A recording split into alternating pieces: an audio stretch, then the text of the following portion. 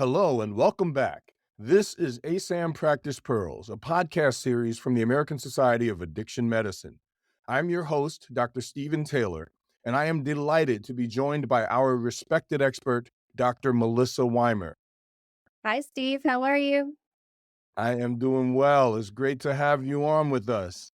Let me just mention that April is Alcohol Awareness Month, a time dedicated to increasing public awareness, understanding, and encouraging local communities to focus on alcohol use disorder. That's why this month we will be focusing our episodes on AUD related topics. Did you know that more people die each year from alcohol related complications than from opioids? While alcohol use among young adults may be declining, rates among women are on the rise. Despite decades of research proving effective treatment options, alcohol use disorder remains one of the most undertreated conditions in the United States.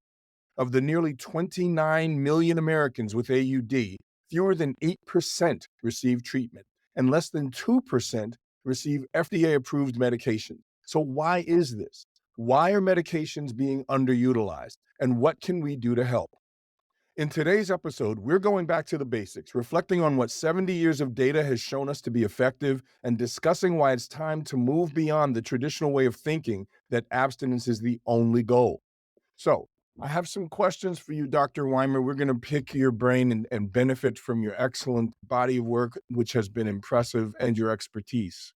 So, to start off with, I'm just going to ask, what are some of the main FDA-approved treatment options for AUD, and how do they work? And how can they optimize treatment outcomes?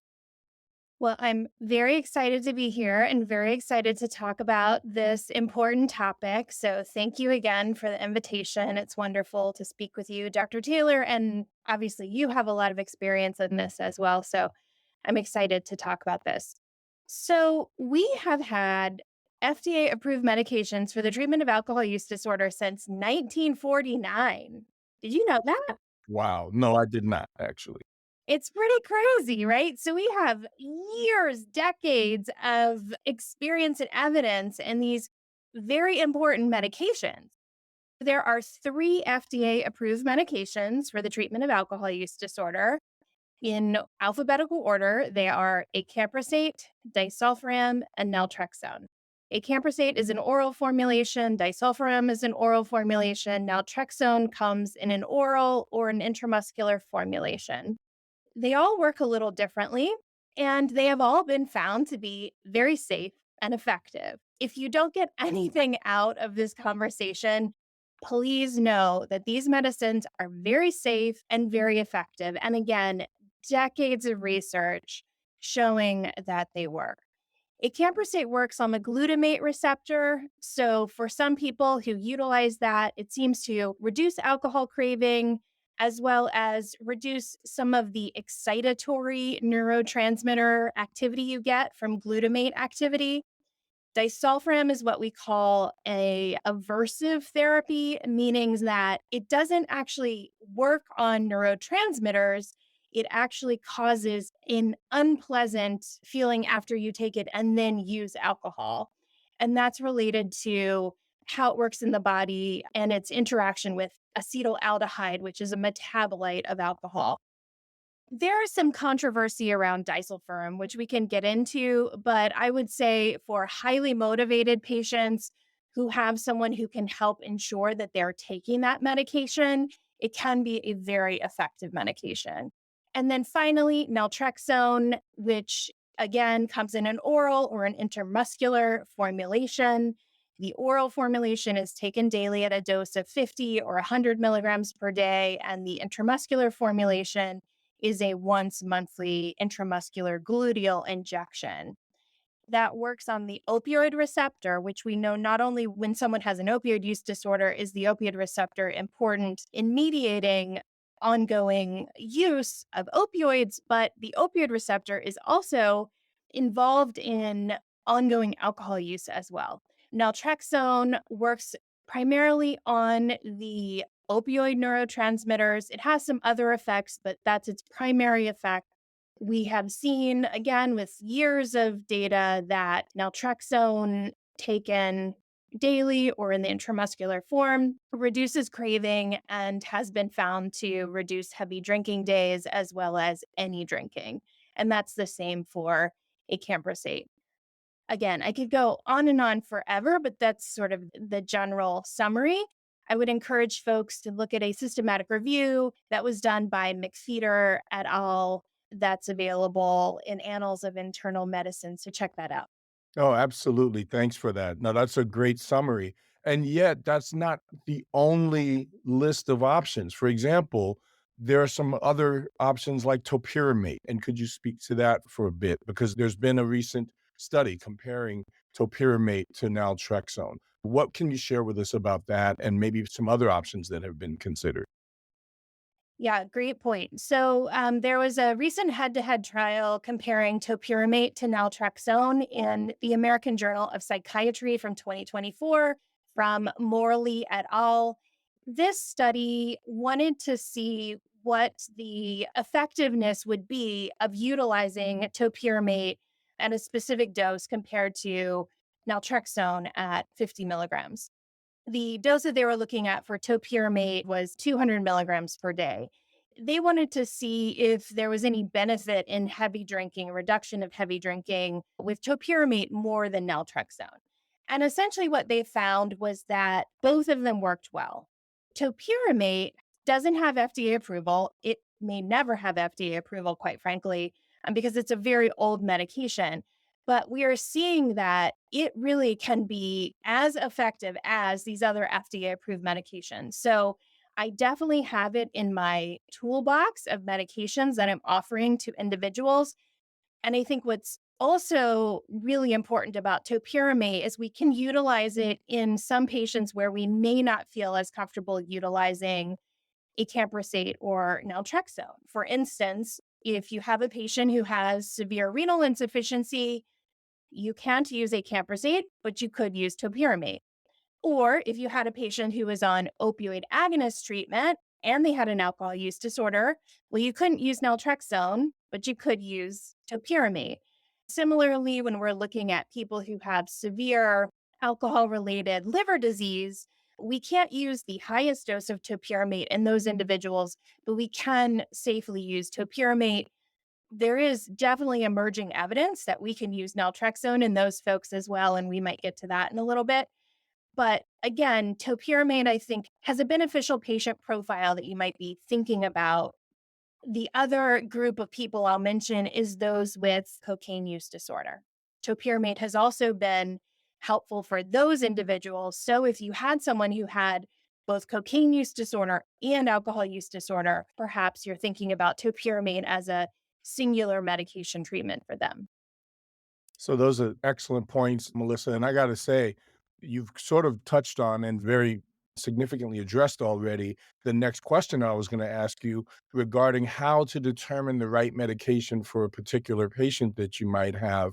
And you highlighted something that I think is really important for our listeners to think about. You touched on it, but I want to bring it out explicitly. And that is that much of the time, if not the overwhelming majority of the time, we're taking care of patients who don't just have alcohol use disorder. We're taking care of folks who have alcohol use disorder and cocaine use disorder, alcohol use disorder and opioid use disorder, alcohol use disorder and the resulting medical complications of alcohol use disorders, such as renal failure or renal insufficiency or significant liver disease. And so that really is important to take into account as we are looking at which of these medication options might be optimal for the particular patient in front of us. Do you have any other thoughts on ways that our listeners can determine the right medication for the right patient or the particular patient that they have in front of them?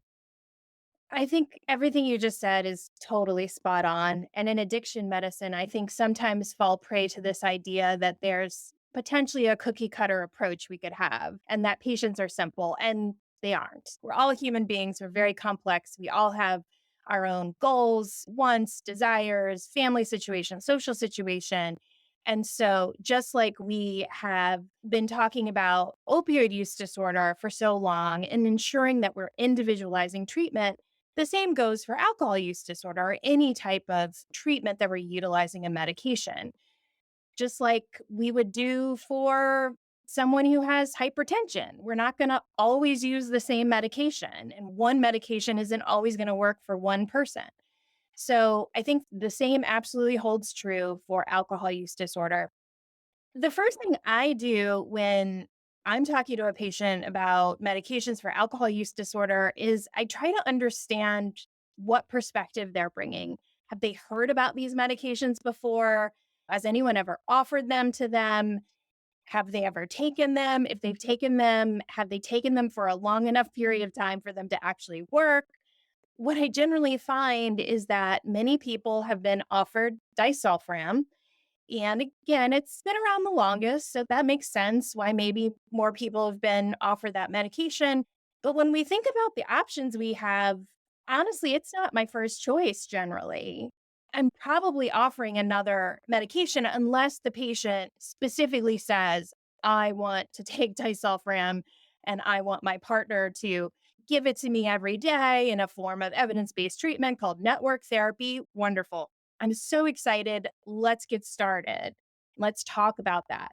But if they say, all I've ever been offered is this medication that they told me if I took it, I would get sick. And that sounds terrible. And I'm not really sure if I'm ready to stop drinking entirely, but I do want to be healthier. I do want to address my alcohol use to the extent that I can. I do think it would benefit me and my health to reduce my drinking by X amount. Wonderful. Let's talk about how we do that, how we help assist you doing that, and recognize that all of these incremental reductions are wonderful and need to be celebrated because this is all towards the progress of positive change and all towards the progress of this person being healthier. And so we see that many of the health risks related to heavy alcohol really are at those higher quantities. So if we can reduce the quantity, we are helping our patients meet healthy goals. For instance, if we help people reduce from that heavy alcohol use to a lower amount, we potentially are reducing their risk of cancer. The Surgeon General just came out with this warning about cancer risks related to alcohol. And really, that cancer risk is at the highest levels of alcohol use. So, again, if your patient says, I'm interested to reduce my use, I'm not sure if I want to stop, but I do recognize that there are some potential harms here, and I don't want to be harmed by my alcohol use, then I talk to them about naltrexone, acamprosate, topiramate. Baclofen is also an option, but I really haven't found it very effective in my practice. Gabapentin is also another option. I do find for individuals who have high anxiety, it potentially can be helpful, but quite honestly, I'm usually using it in combination with another medication, such as acamprosate, topiramate, or naltrexone. So I talk to my patients about how they work. I talk to them about potential side effects. We ensure that they have informed consent on how these all work. We talk about medication adherence because the medicine doesn't work unless you take it. And, that is one of the issues with acamprosate specifically because it's a 3 times a day medicine. Those are some of the things I do. I will say generally, if the patient is open to it, I offer intramuscular naltrexone because I do have a pretty significant issue with medication adherence in individuals who are starting an early treatment. And I do want them to have the benefit of getting the medication. So if they're open to it, I do certainly talk about that and offer it if they're interested. Absolutely. That is great information. Thank you for that. That's really helpful. And again, you've just added to our list of options that people need to think about and keep in mind. And you also pointed out that sometimes we're going to need to use some of these medications in combination with each other. What are some barriers that our audience may come across when they're trying to prescribe some of these medications, and how can folks overcome them? So, things like drug shortages or issues with different modalities of treatment for patients. Yeah, great point. Because we can talk about these medicines all day, but if we don't use them or offer them to our patients, then obviously they can't help them. Unfortunately, there is or has been a drug shortage of acamprosate and disulfiram recently. So that obviously leads to what your treatment options are. We have had some patients who were stable on acamprosate, for instance, being offered naltrexone and not tolerating it. That can be a big barrier. Or we've had patients who are contraindicated to have naltrexone, such as those that are on opioid agonist treatment, and that is not safe for them to take naltrexone in that situation. So that's a real concern. And again, drug manufacturers and those that are making these medications need to know that they are vital to support our patients who are in recovery. So, whatever we can do to get those medications available is really important. I think the other barriers are medical knowledge. Many of those of us in practice didn't receive any education about alcohol use disorder and medication treatment. For instance, when I was in residency, I don't think I offered any of these medications to any of my patients, and I absolutely saw patients with alcohol use disorder. So, if you don't know about how to use these medicines, it's really important that you are getting some of the free education that we have through PCSS MAUD, which we'll talk a little bit about. So, educate yourself if you don't know about them. These are safe, effective medications. They are not controlled. They are quite easy to use. There can also be institutional barriers, and in studies that have looked at why medications for alcohol or opioid use disorder are not more widely used, people cite that there's sort of a culture in whatever clinic or practice that they're in that advises them against treating substance use disorders. So, as a practice or whatever practice you're in, it's important that you're supporting and normalizing the treatment because these are people that you're definitely seeing in a primary care practice or a cardiology practice or a hepatology practice, for instance.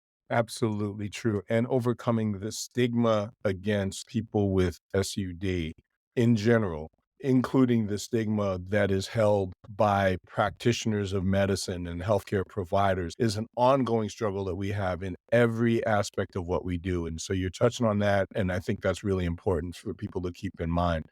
But then there's also another barrier that I wanted to bring up, and that is because of a good thing, actually, the fact that we're able to now treat people via telehealth that we might not have been able to reach previously. What about those folks for whom, for example, maybe Vivitrol, the injectable form of naltrexone, may not be an option? What would you say about folks that we're treating via telehealth?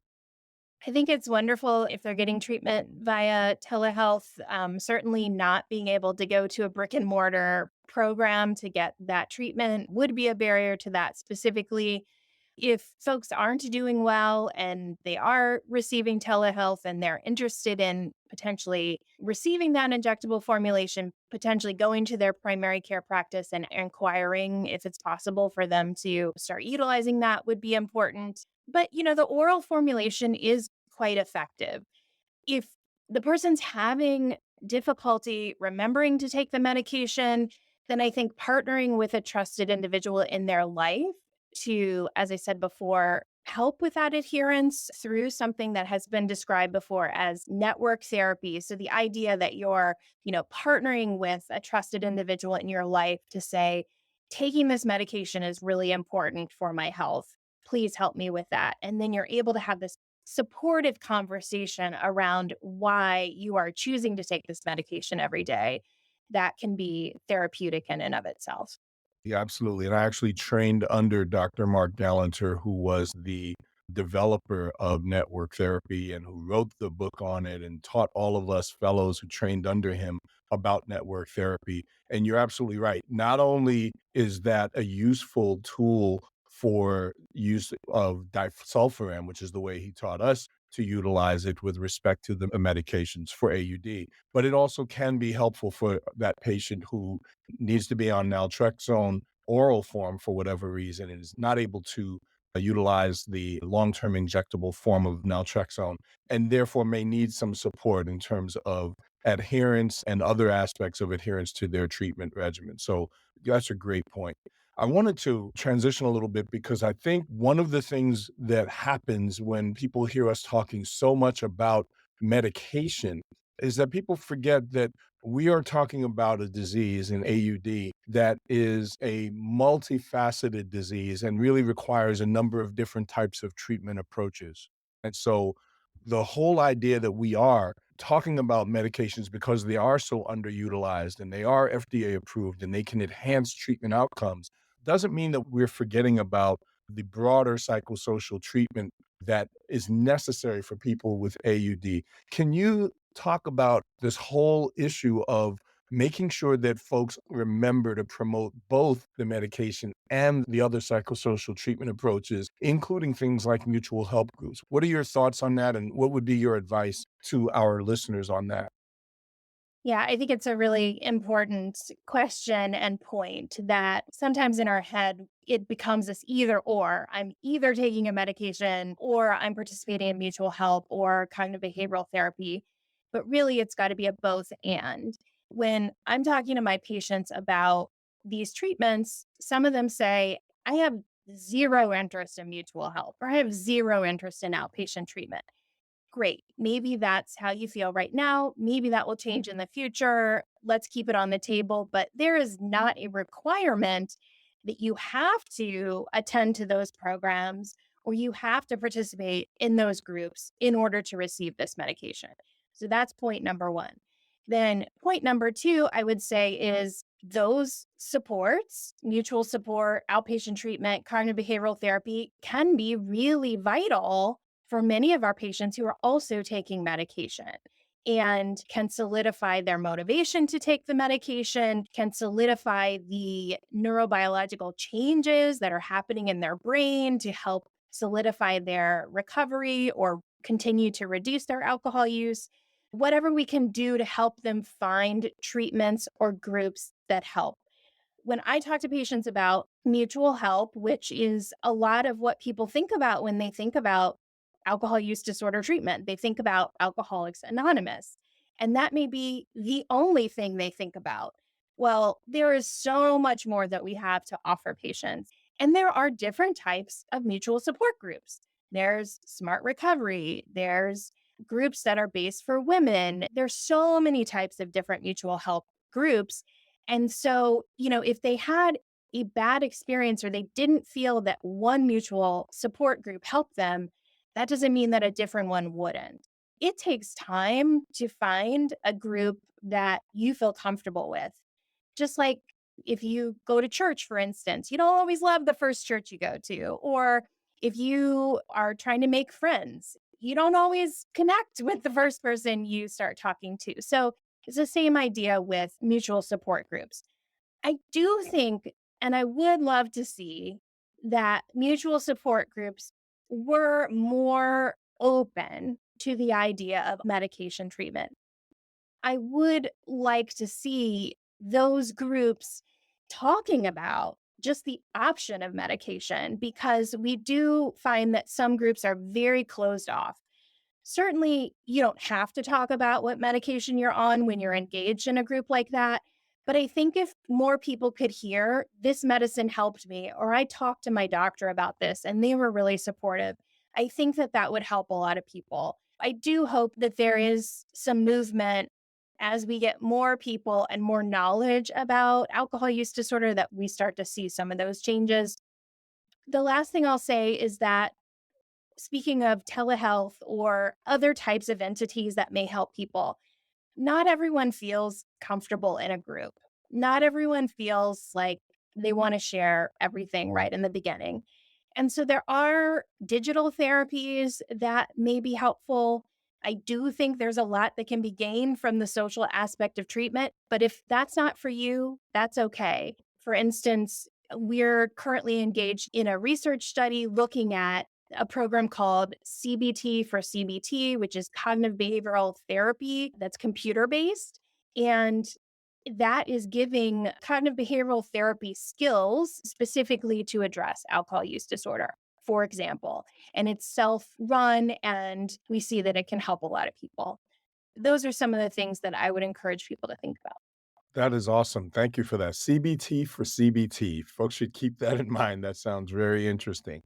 I could not agree more with what you are saying here, Melissa. And I've told many of my patients, look, shop around if you're going to look at different mutual help groups. And if you go and you visit a group and all they do is rail against the pharmacotherapy options for treatment of AUD or treatment of the condition that you're working on, then maybe you need to go to someplace else. Because as we continue to educate folks and break through the stigma against MAUD and against AUD treatment in general, we're going to find that there are some places where people are more open and their thinking is more advanced and more enlightened and more up to date. And then there are other places where people are still thinking in a very antiquated way. And you're going to have to, for a while at least, be discerning about which places you go to. And you may need to just find a different group and go to one where people are a bit more enlightened and more updated in the way they think. And so I agree with you completely that folks need to shop around and need to find a group that will affirm all of the aspects of their treatment journey and their recovery journey, including the MAUD that they may need. One of the things that this makes me think about, and that's related to what we at ASAM have been saying for a long, long time, and we have it codified in so many of our public policy statements and even in our ASAM criteria, is the concept that treatment needs to be focused on the needs of the individual. That needs to be the driving force. And so I had an example of a patient that was referred to me by a guy that, interestingly enough, is in the field. And he and I have had many conversations about this whole idea that abstinence isn't necessarily the only goal. He referred this gentleman to me with severe AUD. And after taking this gentleman's history, even as I was thinking about this whole notion of abstinence not being the only goal, it became very clear to me that for this particular guy, he needed to be abstinent. And abstinence was going to be his only way to get into recovery. And it was interesting as I'm realizing this as I'm taking his history.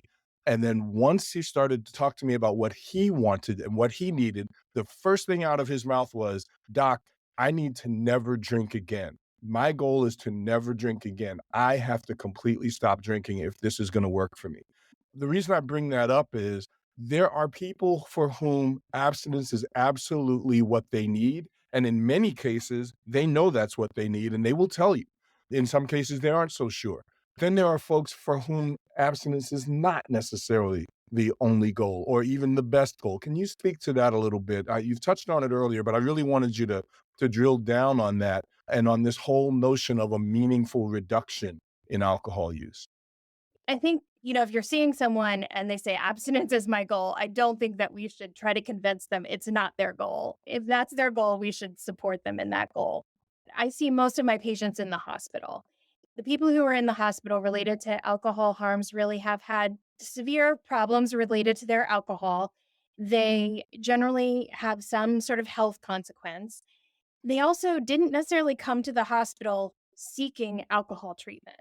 So, for many people that I'm meeting in the hospital, they may say, I really appreciate this information, but I'm really not ready to stop completely because this kind of knocked me over the side of the head. I wasn't ready for this. I'm just not there yet in my thinking about alcohol. So, for those people, granted, many of them are in the hospital. So, we do have a period of abstinence, but it's not always very long, maybe a day or two. We encourage them to think about taking a medication. And if they're open to it, we will start it in the hospital. This is only after a day or two of them not drinking alcohol. Now, certainly, if they're having severe withdrawal symptoms, we're not going to start the medication at that time. But once they've safely gotten through their alcohol withdrawal syndrome, we will start the medication, see how it goes for them, talk to them about how it works, and also counsel them if we're talking about topiramate, naltrexone, or acamprosate, that if they did go home and resume drinking, then they should still continue the medicine. Many times they are actually confused to hear this because so many times they think, oh, well, I have to stop completely. But again, the evidence shows us that these medications reduce heavy drinking days. They do also reduce alcohol use at all, but many of the outcomes was reduction of heavy drinking days. That means that people are still drinking some alcohol, but they're drinking less overall. So we encourage folks to continue the medicine, even if they are continuing to drink alcohol. We're also talking about harm reduction approaches, particularly if somebody's coming in with severe dehydration or electrolyte abnormalities. We're saying, you know what? It's really important while you're drinking that you're also staying hydrated. So maybe you make sure between every one of your drinks, you're drinking water, for instance, or Gatorade, or something else where you're getting some electrolytes and nutrition. And then if you find yourself not eating a lot, then maybe you drink some Ensures in there, or you have some protein bars or something else. You're getting some nutrition to support yourself. We really talk through that and are open to the idea that abstinence may not be on the table for everyone. That is excellent. That is so true. And again, it may be the case, and probably is the case, that when you start with where the patient is and what their goals are, you have a better chance of helping them to achieve those goals. And then who's to say that by keeping people alive with harm reduction measures, decreasing the dehydration and the electrolyte imbalances and the malnutrition that can accompany heavy alcohol consumption, who's to say that that in and of itself isn't going to add some years onto a person's life? And that's a very important and very significant goal.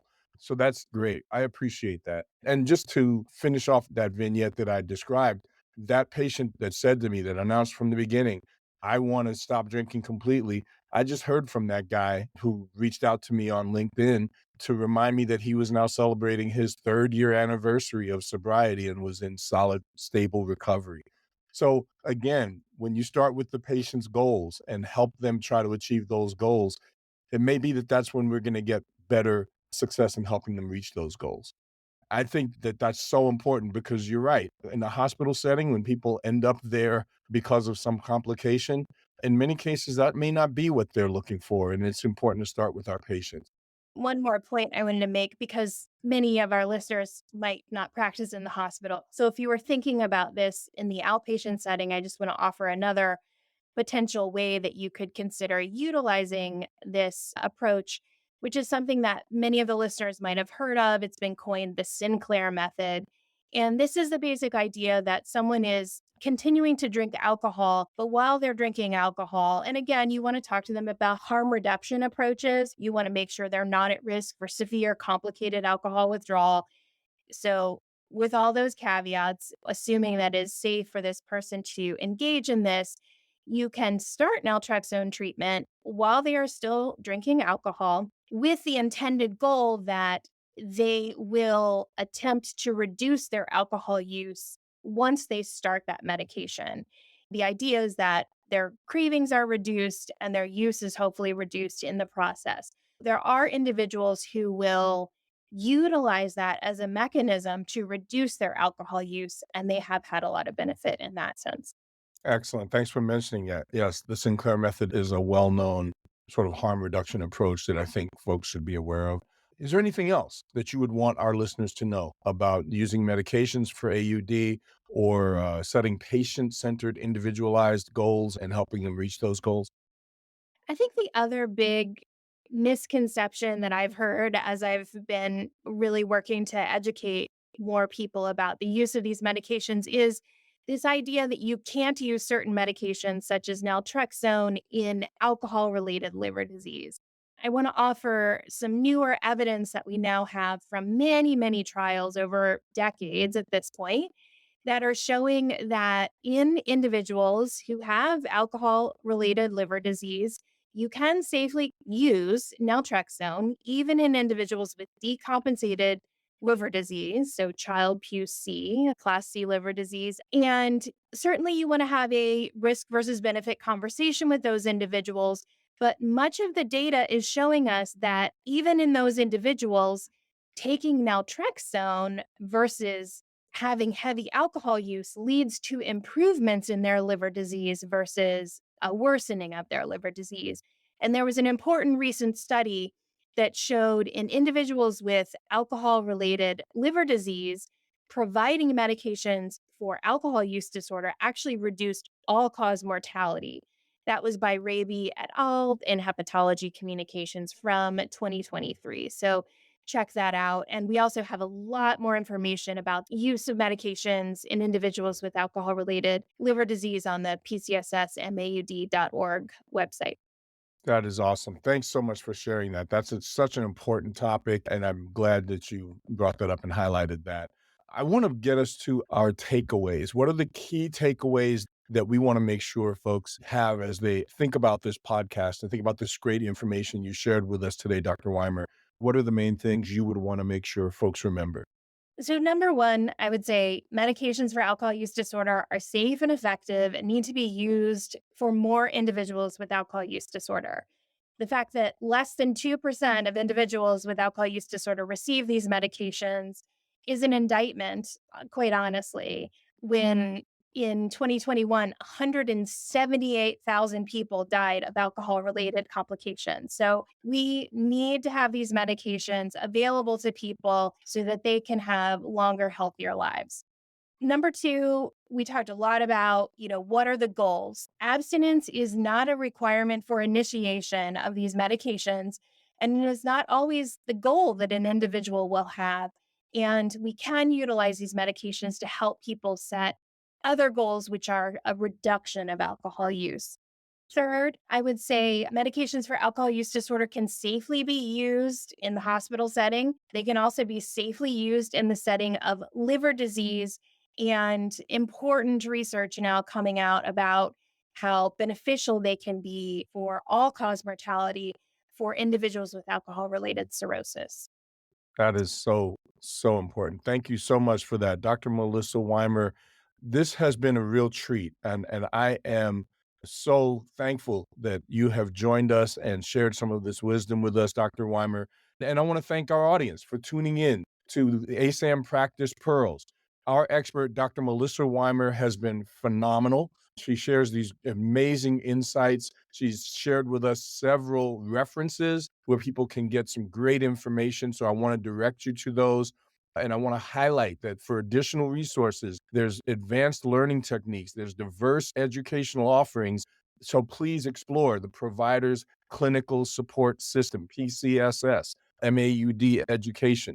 This is a free program. It's comprehensive. It offers expert training, guidance, and mentoring on the prevention, diagnosis, and treatment of alcohol use disorder. Also, don't forget to subscribe.